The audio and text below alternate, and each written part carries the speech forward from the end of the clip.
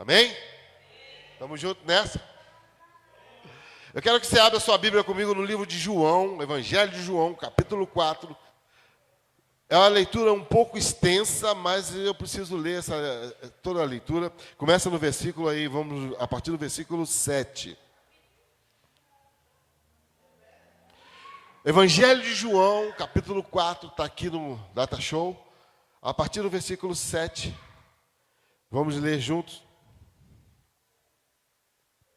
Quem achou diz amém. Quem não achou diz misericórdia. Eu gosto da sinceridade.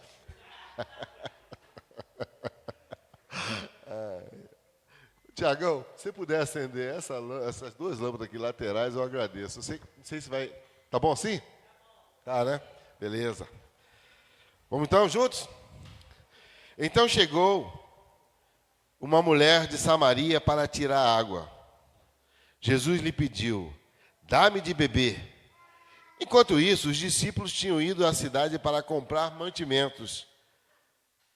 A samaritana perguntou: como é que tu, sendo judeu, pede de beber a mim que sou samaritano? De fato, os judeus não se dão bem com os samaritanos até hoje. Jesus respondeu: se você conhecesse o dom de Deus e quem lhe está pedindo de beber, você que me pediria, e ele daria a você água viva. A mulher disse... Quase caiu tudo aqui. A mulher disse a Jesus: Senhor, não tens um balde? O poço é fundo. De onde vais tirar água viva? Certamente não pretende ser maior do que o nosso pai Jacó, que nos deu esse poço, de qual ele bebeu junto com seus filhos e animais. Jesus respondeu: quem bebe dessa água vai ter sede de novo, querida.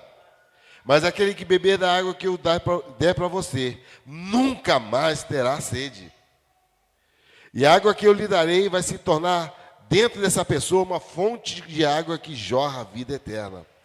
A mulher disse a Jesus: Senhor, por favor, dá-me agora dessa água, para que eu não tenha mais sede, nem precise vir para tirar.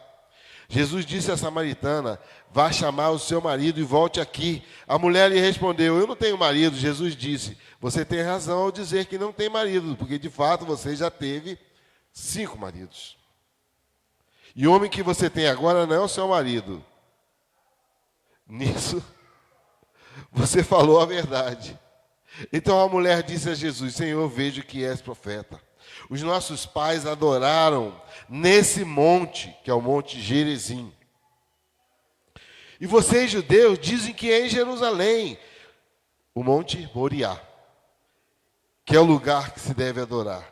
Jesus disse: mulher, acredite em mim. Está chegando a hora em que não adorarão o Pai, nem sobre essa montanha agora que nós estamos, nem em Jerusalém. Vocês adoram o que não conhecem, nós adoramos o que conhecemos, porque a salvação não vem dos judeus. Mas está chegando, e é agora, em que os verdadeiros adoradores vão adorar o Pai em espírito e em verdade. Porque são esses adoradores que o Pai procura. Deus é espírito, e aqueles que o adoram devem adorar em espírito e em verdade. A mulher disse a Jesus: eu sei que vai chegar o Messias, aquele que se chama Cristo. Que interessante, né? Ela já sabia. E quando ele chegar, vai nos mostrar todas essas coisas. Jesus disse: eu sou o Messias. Sou eu que estou falando agora com você. Nesse momento, os discípulos de Jesus chegaram e ficaram muito admirados que Jesus estava falando com uma mulher. Imagine, uma mulher que já tinha saído com quase todo mundo. E agora estava vivendo com um cara que não era casado. Imagina os caras vendo Jesus falando com aquela mulher. Nossa, Jesus está querendo pegar a mulher também? Interessante, né? Como Jesus se envolvia com pessoas que ninguém queria se envolver. Então a mulher deixou o balde, foi para a cidade e disse para as pessoas, eu estou aí no versículo 28. Venham, venham, venham, tem um homem que me disse tudo o que eu fiz, será que ele não é o Messias? O pessoal saiu da cidade correndo e foi se encontrar com Jesus. Enquanto isso, os discípulos insistiam com Jesus: mestre, vem comer alguma coisa. Mestre, você está com fome. Jesus disse: eu tenho um alimento para comer que vocês não conhecem. Os discípulos comentavam: será que ele comeu enquanto a gente estava indo lá buscar os alimentos? Jesus disse: o meu alimento é fazer a vontade daquele que me enviou e realizar a sua obra. Vocês não dizem que falta 4 meses para a colheita? Pois eu digo para vocês, ergam os olhos. Os campos já estão prontos e brancos para a colheita, dourados para a colheita. Amém? Interessante esse texto, né? Tinha que ler todo para a gente possa entender o contexto do texto. Vamos orar? Pai, está aqui a sua palavra. Aqueles que receberam essa mensagem, desde o louvor, que falou ao nosso coração, aqueles que virão a ver esse vídeo daqui a uma semana, ou hoje à tarde, ou daqui a um ano, eu não sei, a extensão do alcance dessa ministração nessa manhã. Pai, eu sei que o Senhor tem falado comigo, e muito forte. E eu preciso de uma forma que seja entendido pelos meus irmãos nessa manhã, o que o Senhor tem colocado no meu coração. Não só aqueles que estão aqui presencial, mas aqueles que estão online também. Eu te peço tudo isso, em nome de Jesus. Amém? Você está vendo esse movimento todo aqui? O movimento das nossas crianças. Nós já estamos com um projeto de fazermos as salas, né? Estão aí captando recursos para fazermos as salas aqui atrás, né? Aqui na frente, né? E logo, logo, as nossas crianças terão um lugar gostoso e nós também teremos uma qualidade melhor para assistirmos e para vermos o nosso culto. Enquanto isso não acontece, a gente tem que entender que precisamos conviver nesses dois ambientes, nós e as crianças, por enquanto. Bem, gente, os valores que eu quero ministrar nessa manhã não podem ser valores frustrados. Eu quero ministrar sobre o tema, os valores que eu acredito de uma igreja vitoriosa, para sermos uma igreja vitoriosa. E esses valores não podem ser valores forçados. Não podem ser valores que eu vou colocar em você de garganta abaixo. Tem que ser algo que você acredita. Que você seja influenciado pelo seu pastor, pelas palavras que Deus colocou na minha boca, colocou na minha mente. Eu quero dizer para você que eu vou fazer 60 anos no próximo 30 de setembro. Ontem nós fizemos um evento aqui que foi muito gratificante. Cheguei em casa muito cansado, porque acordamos cedo. A equipe que estava aqui. Foi muito gratificante. Mas nós não podemos ficarmos só na distribuição de uma cesta de alimento. Nós temos que proporcionar a essas famílias um emprego, não é? Talvez um reforço escolar para os filhos dessas famílias. O consultório, temos um convênio com um consultório dentário, ou um psicólogo, um psiquiatra, um psicanalista. Nós precisamos estender esse projeto muito mais, um projeto muito maior. Porque dar a cesta é bom, temos que saciar a fome nesse momento difícil, sim. Mas isso abrange algo muito mais, algo muito maior. E como eu estava falando, eu estou eu tenho certeza que eu vou viver alguns anos mais. E eu vou fazer, né, Roseli? Eu vou fazer, a Roseli também, nós, né, Roseli? Vamos fazer em nome de Jesus, 60 anos esse ano. Quando?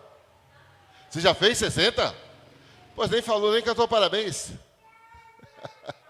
Cantou sim, eu lembro. Gente, o fato é que, eu não sei se eu vou viver mais 20 anos, ou se eu vou viver até os 85. Eu sei que eu tenho poucos anos pela frente. Talvez você que tem 40, 30, tenha muito, com certeza você tem muito mais anos que eu. Né? Tem mais passado que foi. Exatamente. Eu tenho muito mais passado do que futuro. Com certeza, Vanderlei, com certeza. Eu não vou conseguir chegar a 120. Mas o que eu quero falar para você é que eu quero viver os próximos 20 anos da minha vida intensamente. E esse intensamente não é com coisas dessa terra. Eu quero me dedicar aos próximos 20 anos com intensidade no reino de Deus. Com toda a intensidade da minha vida. E você vai ver daqui para frente um pastor que vai ser muito intenso. Muito intenso em ganhar almas. Principalmente. Muito intenso na obra de Deus. E se você não tiver essa intensidade que eu estou, você não vai conseguir me acompanhar. Por isso eu preciso de tudo isso. Gente, esse contexto aqui é interessante, porque os judeus, eles tinham uma birra terrível, tem até hoje, com os samaritanos. Os samaritanos, eles adoravam lá no Monte Gerizim. E os judeus adoram até hoje no Monte Moriá. Se você ler um pouco, estudar um pouco da história de Israel hoje, você vai ver que o templo foi destruído. Hoje existe uma mesquita árabe lá em cima do Monte Moriá. Mas se você estudar um pouco a palavra de Deus, sabe que o terceiro templo vai ser construído naquele local lá do Monte Moriá. Então aquelas mesquitas de uma forma, não sei como, vão por terra e o terceiro templo vai ser construído lá em cima do Monte Moriá, que está lá em Israel até hoje. E existia uma birra muito grande entre os judeus e os samaritanos. E Jesus agora por circunstâncias, ele vai para Galiléia, mas ele resolve passar por Samaria. Se você vê no mapa depois, que é um desvio que não é circunstancial. Por quê? Porque ele tinha uma missão em Samaria. O judeu mesmo, ele não passava por Samaria. Ele desviava por fora, andava quase uns 30 quilômetros a mais, para não passar por dentro de Samaria. Por quê? Porque existia uma birra lá no passado, que os samaritanos ergueram um templo no Monte Gerizim, e eles não se davam entre si. E naquele momento, Jesus senta-se cansado, por volta de meio-dia, ele senta-se à beira do poço, o poço que Jacó tinha feito, e naquele momento aparece essa mulher. Uma mulher talvez com uma expressão caída, triste, abatida, já tinha procurado satisfazer as suas necessidades do casamento com 5 homens, e estava vivendo com outro que nós vimos na história que não era nem o marido. E Jesus, de uma forma estratégica, ele chega naquela mulher e fala: me dá um copo d'água aí. E ela fala: poxa, você é judeu, vem falar comigo e me pedir um copo d'água? Jesus fala: sim, eu quero um copo d'água. Mas, mestre, o balde aqui é fundo, não sei o quê, como é que eu vou pegar um copo d'água para te dar? Jesus fala: se você me der um copo d'água, você nunca mais terá sede. Eu não vou ter mais sede? Sim, você não vai ter mais sede. Porque aquele que beber da água que eu der, jamais terá sede. E aquela mulher pergunta para ele, mas você então, quem é você? Jesus fala, eu sou o Messias que você está procurando. Aí Jesus fala da vida dela, né? Profetiza e fala sobre a vida dela, quem ela era, tal. 5 maridos que ela tinha. E ela fala, realmente você é um cara diferente, você é o Messias. Fica aí. E ela desce para Samaria, porque ela estava no monte de Gerizim, lá em cima. Ela desce para Samaria e começa a falar para todo mundo, encontrei o Messias eu encontrei. E fala para todo mundo, e fala para os vizinhos e tal. E ninguém fala, nossa, deve ter encontrado mesmo, porque essa mulher aí não tem um passado muito bom, não. Mas o fato é que aquelas pessoas vêm até Jesus. E Jesus fica 2 dias naquela cidade. 2 dias naquela cidade, ele fica discipulando aquelas pessoas. Fica fazendo um discipulado 1 a 1 na casa daquelas pessoas. E aquela cidade é ganha quase totalmente para Jesus. Aqueles amigos que ela conseguia influenciar, realmente falam para ele assim, olha, realmente você estava certa, esse é o Messias. Ele é o Messias. Então nós vemos aqui que essa história verídica, não é uma parábola, é uma história verídica, que aconteceu, tem alguns ensinamentos para sermos uma igreja vitoriosa. E eu tomei esses princípios para a minha vida, para aplicá-los nos próximos 20 anos. Nos próximos 20 anos da minha vida. Que eu falei para vocês que eu vou atuar com intensidade na obra de Deus. Quero viajar? Sim, quero viajar. Quero passear? Claro que eu quero passear. Né? Bem, meu próximo projeto é conhecer Israel. Quero conhecer Israel. Mas a minha prioridade é o reino de Deus. Se não der para passear, amém. Depois lá no céu eu vou ter um corpo de flash. Saio daqui e vou para Paris em 30 segundos. Saio daqui, vou para Nova York em 1 minuto. Não importa. Eu quero me dedicar à obra de Deus. E nesse texto eu vi alguns princípios que nós precisamos aplicar à nossa vida como cristão. Primeiro princípio. Se você quiser anotar aí, pode anotar. Agora, se você não acredita, amém. Nós vamos andar juntos do mesmo jeito. Porque a Bíblia diz que não é por força, nem por violência, mas pelo meu Espírito, diz o Senhor dos Exércitos. A forma de fazer é diferente, mas o reino é o mesmo. Amém? Primeiro princípio, um cristão que não tem paixão por vidas, não é um cristão que vive o princípio do reino de Deus. Um cristão maduro, ele exala paixão por almas, por pessoas. Dá uma olhada no texto. Jesus tem um encontro casual com aquela mulher. E Jesus transforma aquele encontro casual em um projeto evangelístico. Ele percebeu a expressão daquela mulher. Uma expressão carente, uma fronte enrugada, triste.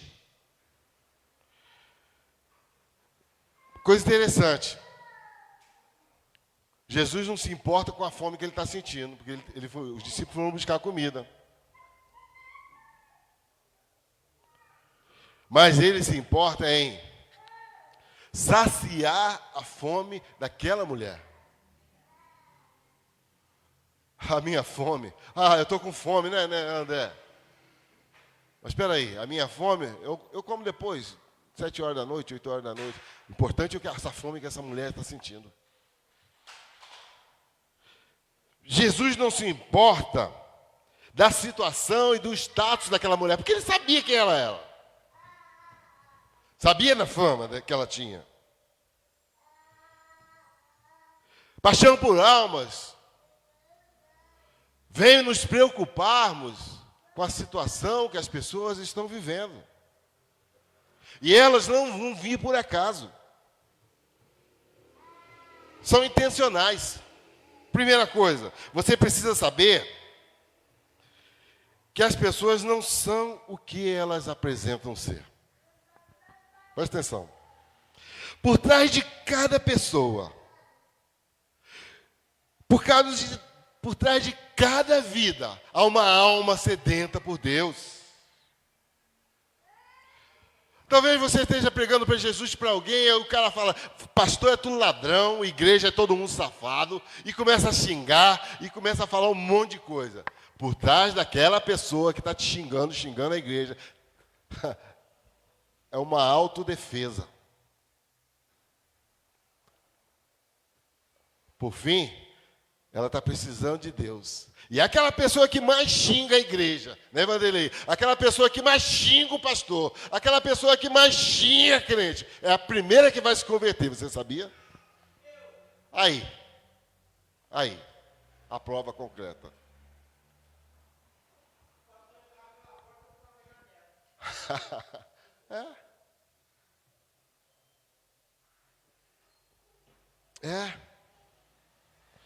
Por trás de cada vida, aleluia,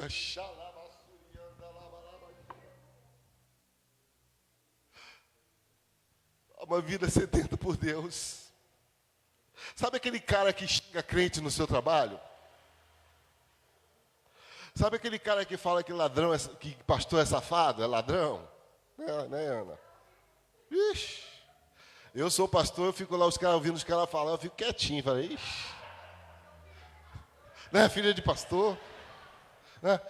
Pastor é tudo safado, pastor é tudo ladrão. Ah, meu Deus do céu, estou aqui ganhando meu pão de cada dia, não tiro R$1 da igreja. Vou escutar quietinho aqui, né? Às vezes também eu vou, Ana. Às vezes eu vou pro pau. Mas eu nem uso meu exemplo, eu uso o exemplo do meu pai. Meu pai, se vocês não sabem, se alguém estiver vendo aí, sabe disso? Meu pai, quando se aposentou, ele tinha 3 salários da igreja. Hoje seria R$3.600. Vocês sabem o que ele fez? Para honra e glória, eu honro muito meu pai, minha mãe. Ele foi lá e falou para o pastor assim, pastor, eu me aposentei, eu não preciso mais do dinheiro da igreja. Hoje ele precisa, porque o salário caiu tanto, coitado. Ele não consegue pagar nem o convênio dele. Hoje ele precisaria daquele salário, mas na época ele não precisava. Ele foi lá e devolveu. Falou, não quero mais o dinheiro da igreja, não preciso. Então eu conto esse exemplo do meu pai para as pessoas que chamam pastor de ladrão. Você também, né? Tem muitos exemplos legais, gente. Eu acho verdade, Ana. Os bons exemplos a gente não pode esconder. E esse cara que xinga pastor, né, Ana? Às vezes a gente fala, esse cara não tem jeito, essa mulher não tem jeito, essa menina não tem jeito. Não, elas têm jeito sim. Porque ela precisa de Jesus. E aquela mulher estava ali, e ela perguntou, como que eu vou adorar? Nossa, que vida desregada tinha aquela mulher, gente. Na sociedade daquela época, 2000 anos atrás, você imagina.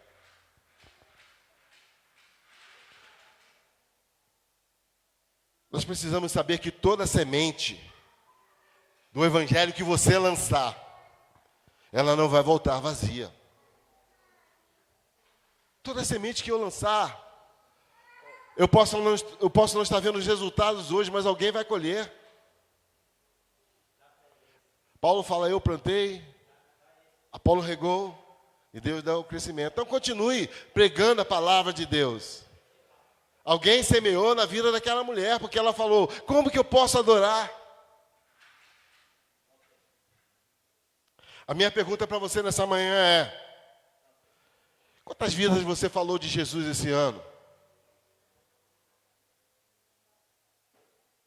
Quantas vidas você ganhou para Jesus ano passado? Você está chorando com os que choram? Ou você está sorrindo com os que sorriem? Qual é o nosso nível de empatia com as almas perdidas? Você já se perguntou por que a gente se converte e não vai logo para o céu? Alguém pode me responder?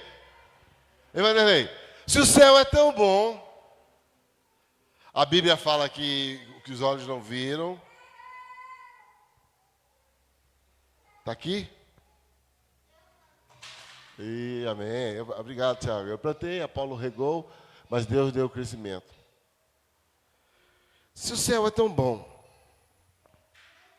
e como diz em 1 Coríntios 2,9, que aquilo que os olhos não viram, os ouvidos não ouviram, e não subiu ao coração do homem, são as coisas que Deus preparou para aqueles que o amam.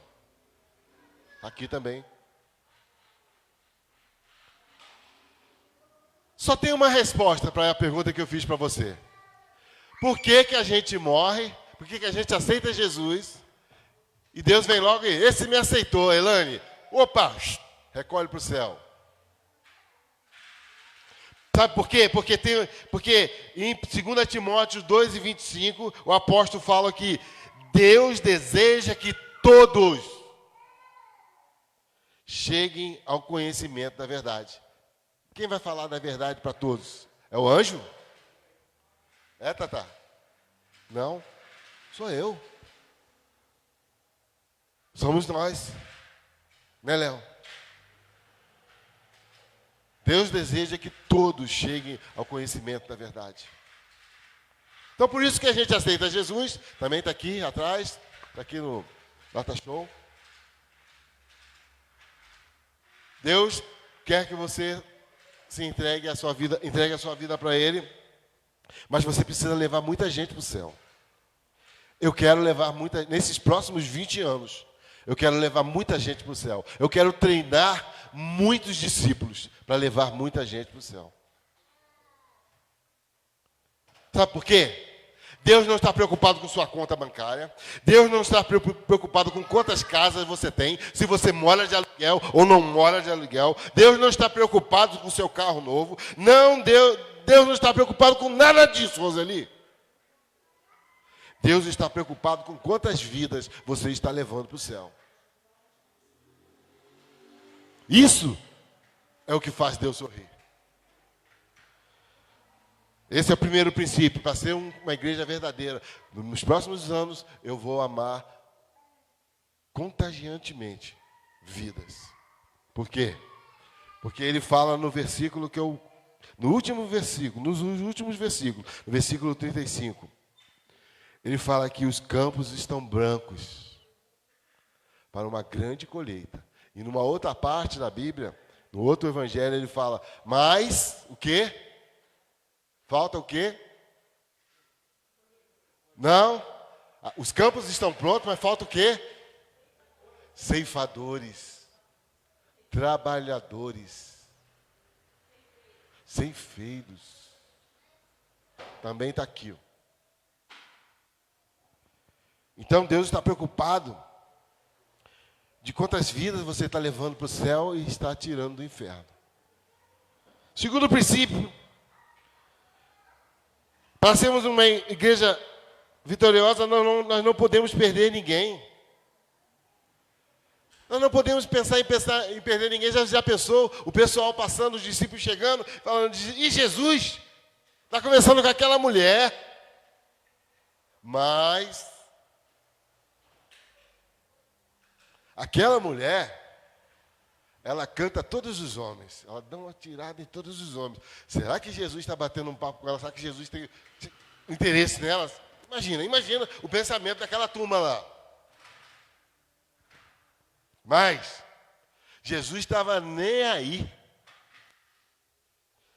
Pois ele não queria perder ninguém. Aquela alma era muito importante para Deus. Sabe, Jesus disse para ela, não importa quantos homens você deitou, não importa o que você fez, eu não posso te perder. Nós não podemos perder ninguém, gente. Não é? Nem os malas, né, Vanderlei? Nem os malas, não, nem os malas. Você imaginou se Jesus tivesse desistido daquela mulher? Peraí, essa daí é adúltera. Mas Jesus estava vendo que aquela mulher tinha ela tinha um foco, ela tinha mesmo sendo adulta, ela tinha um investimento em vidas. Esse é o segundo princípio, nós não vamos perder ninguém. Nós não podemos perder ninguém. Nós temos que acreditar que todos têm que chegar ao conhecimento do Evangelho. Terceiro princípio que eu acredito, muito forte, é no discipulado 1 a 1. É no treinar vidas. Os campos estão prontos para a ceifa, mas faltam trabalhadores. E esses trabalhadores não vão aparecer assim do nada. Nós temos que discipular. Temos que treinar. Jesus acreditou no evangelismo individual, no discipulado individual daquela mulher. E aquela mulher foi lá e chamou muitos e muitos e muitos. E Jesus ficou alguns dias naquele lugar, 2 dias. Sabe, gente, Jesus investiu em 12 apóstolos. E esses 12 apóstolos fez com que o evangelho chegasse até nós. 3 eram bem chegados. 1 era bem mais chegado, é aquele que deitava a cabeça no ombro dele.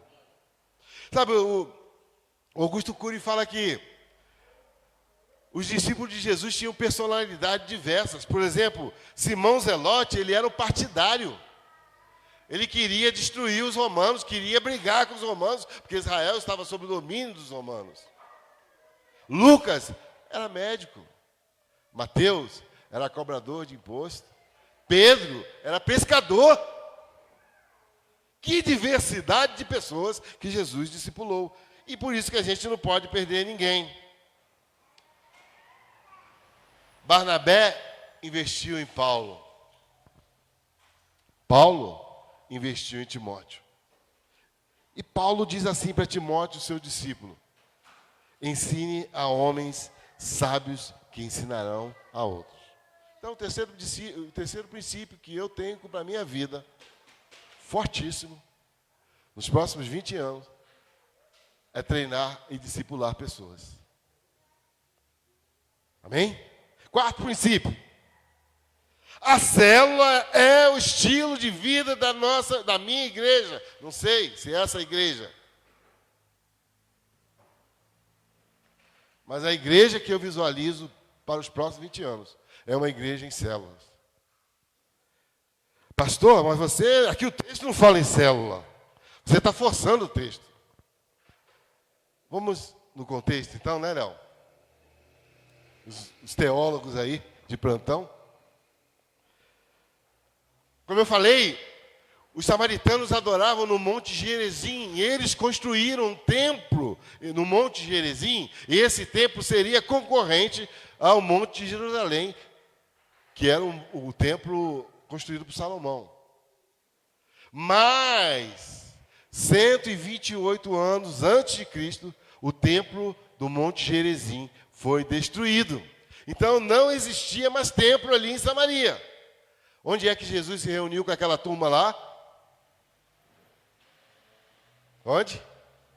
Nas casas, gente. No pequeno grupo, na célula. Onde que a gente está se reunindo agora? Nas casas.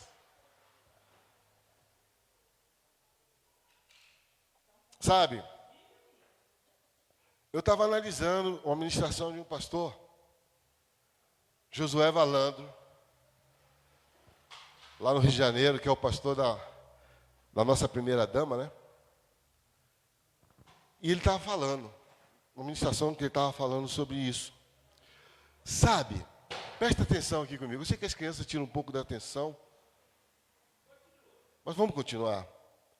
Sabe, Vandeco?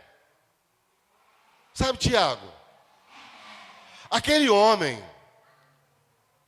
que num sábado que está de folga e vai para um barzinho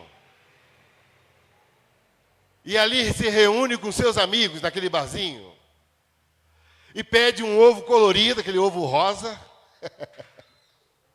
aquele torresmo escorrendo gordura aqui pelo canto, e pega a primeira cerveja, a segunda, a terceira, a quarta e a quinta cerveja, e ali naquele barzinho se reúnem 7 ou 8 homens.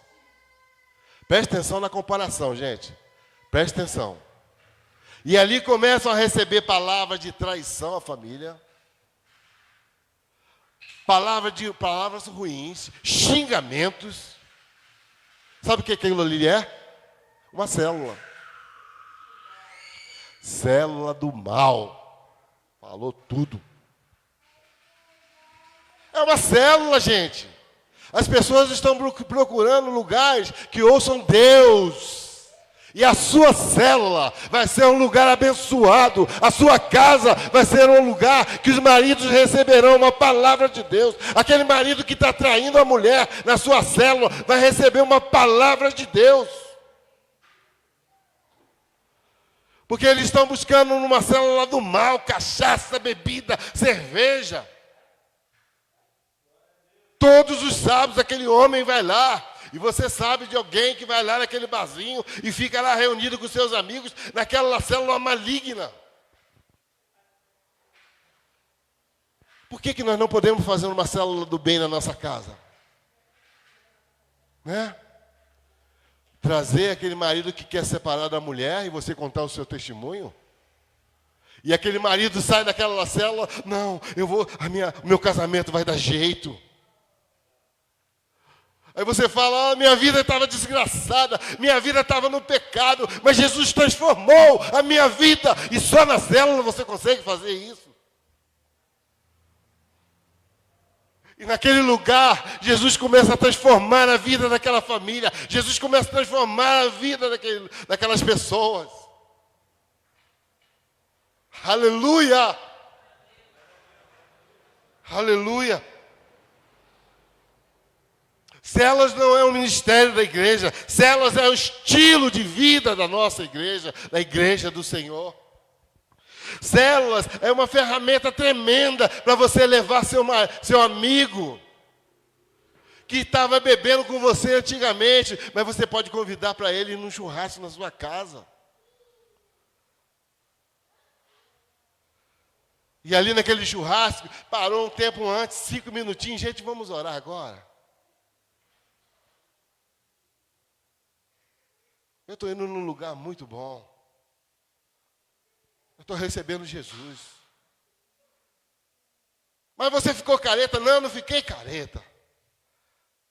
Eu agora tenho Jesus. Ah, você está dando dízimo?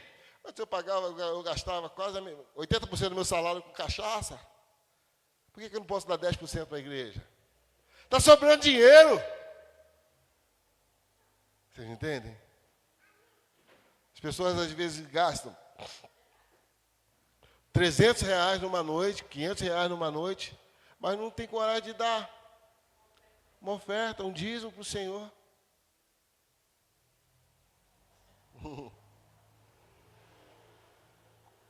A vida está na célula do corpo. Se suas células não combaterem o coronavírus, você vai pegar o coronavírus. E o quinto e último princípio. Versículo 31, 35, que Deus abra os nossos olhos.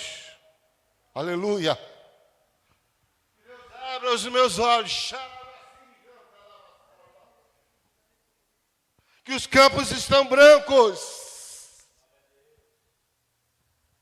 Para uma grande colheita, igreja. Pessoas estão sedentas por Deus. Precisamos amar essas pessoas. Precisamos, demonstrar carinho para essas pessoas. O apóstolo Paulo diz, sim, nós temos que ter fé. Muita fé para ganharmos muitas vidas para Cristo. Mas ele diz também em Gálatas 5:6 que a fé só opera pelo amor.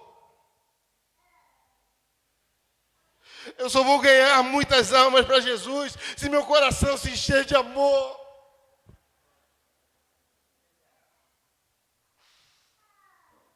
Se meu coração se encher da graça de Deus. Se eu não me encher da graça de Deus, eu não vou ganhar a vida. Precisamos entender, gente, o sonho de Deus para esse lugar.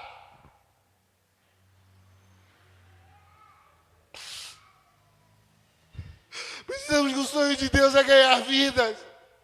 Eu falei na última vez que a igreja é para quem? A igreja são os desigrejados. Aquele que está lá caído na sarjeta, bêbado. Sim, mas também tem muitas pessoas ricas que precisam de Deus. Eu não sei em qual situação do contexto que você está. Talvez você conviva com pessoas que são bêbadas, viciadas, e é ali que Deus te colocou. Talvez você esteja num contexto de pessoas que são ricas, e Deus te colocou naquele lugar ali. Sabe, Roseli, Deus fala para você nessa manhã, para você não desistir.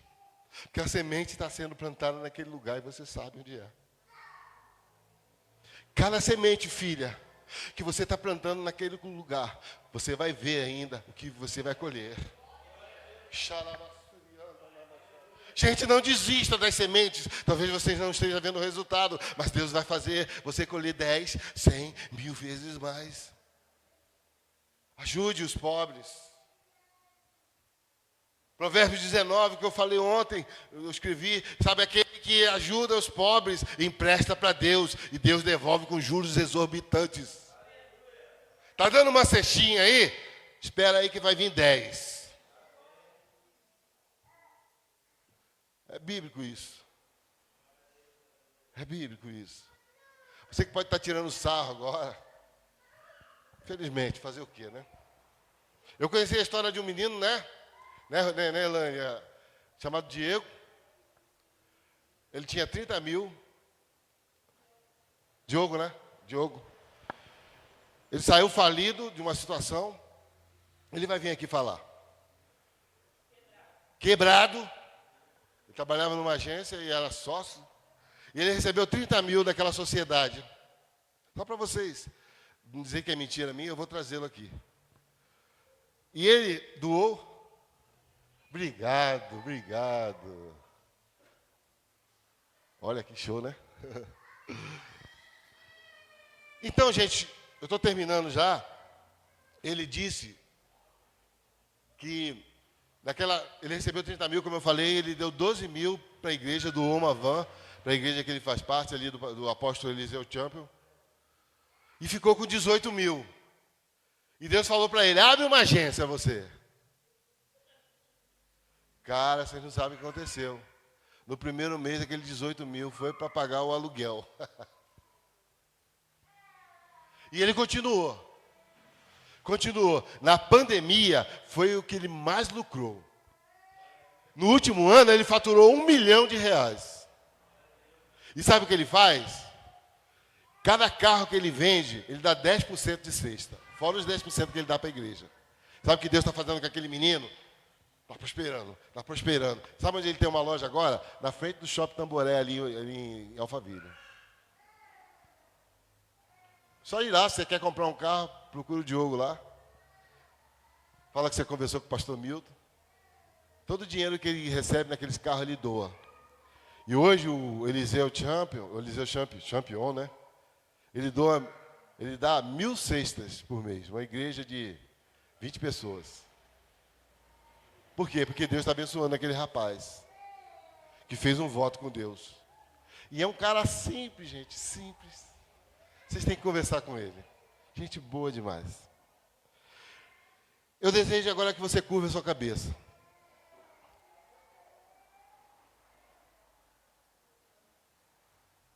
Talvez você não concorda com os valores, com os princípios que eu falei aqui.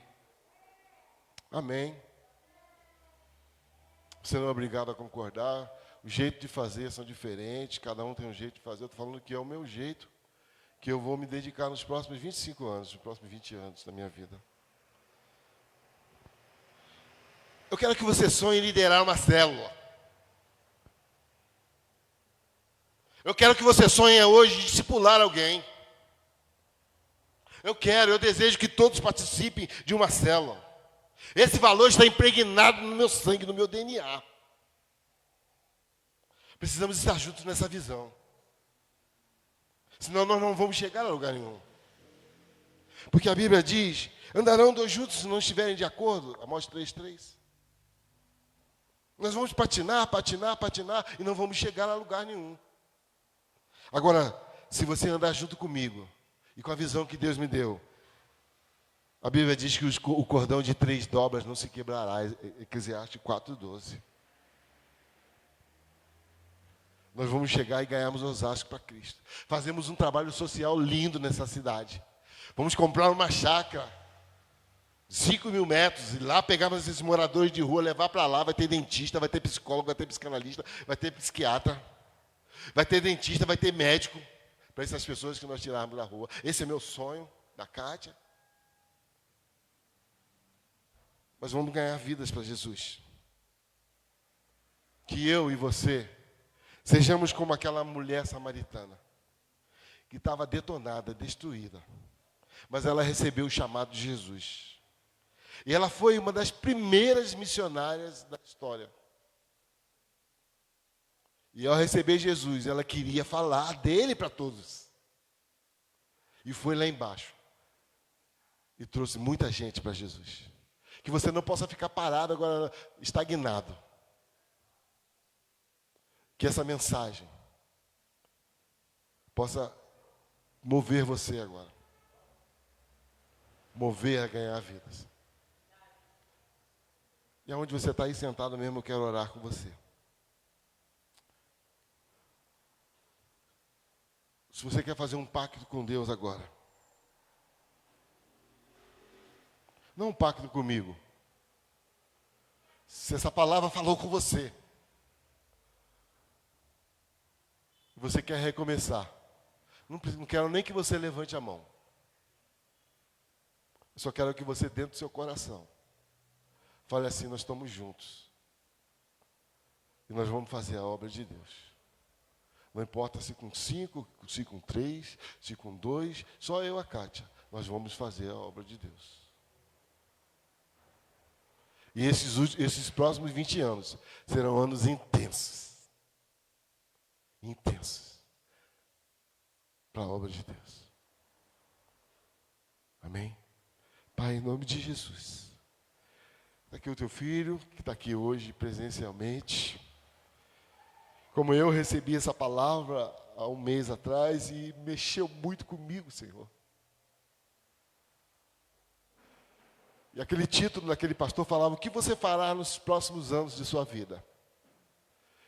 E nós nos estamos perguntando hoje um para os outros: o que nós faremos nos próximos anos de nossa vida? Quais os nossos objetivos? Quais as nossas metas? Eu tomei uma decisão naquele dia, Senhor, que os próximos 20 anos da minha vida serão intensos para fazer a tua obra.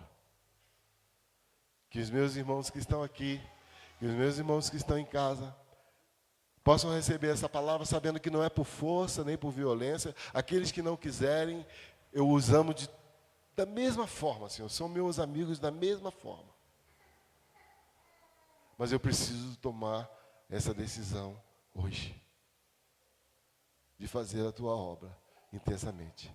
Abençoe cada um que está aqui, papai. O Senhor ama cada um que está aqui. Cada um tem um propósito de vida e os nossos propósitos podem ser diferentes. Cada um está vivendo uma situação na vida agora. Talvez não esteja vivendo a mesma situação que eu esteja. Mas que o Senhor possa abençoá-los também. E dar para eles a tua graça, o teu amor e a tua paz. Estenda sua mão comigo agora, se você quiser ficar em pé. Pode ficar em pé, vamos fazer. Quero te dar a bênção.